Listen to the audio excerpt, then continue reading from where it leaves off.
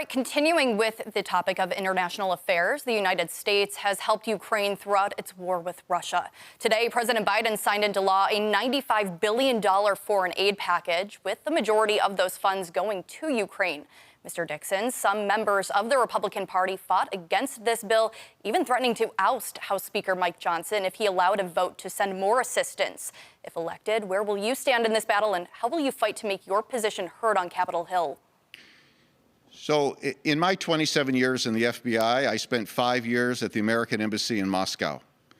I know the Russian government. I know how their police services work, how their intelligence services work. During 3 of those years, Putin was in power. Putin is a vicious, brutal dictator. There should be no doubt of that.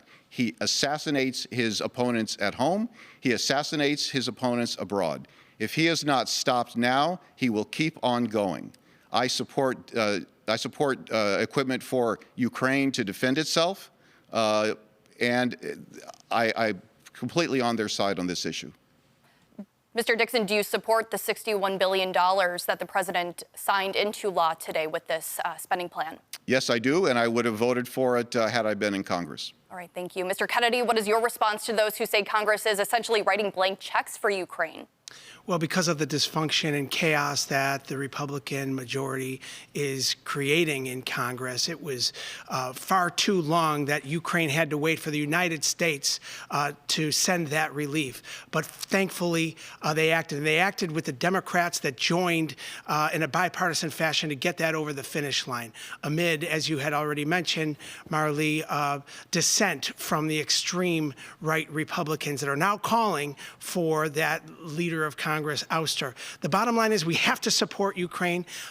Less than a couple of weeks ago, I went to the funeral for Yuri Hurry-Ryshin, an incredible Buffalo booster, an amazing Ukrainian leader, Ukrainian-American leader, and a wonderful man in our community.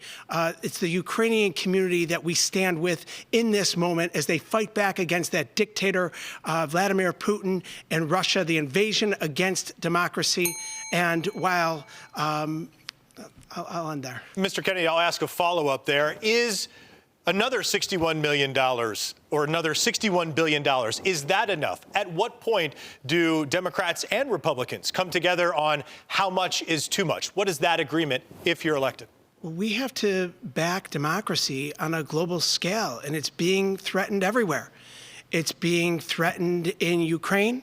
It's being threatened in Israel. It's being threatened in Taiwan.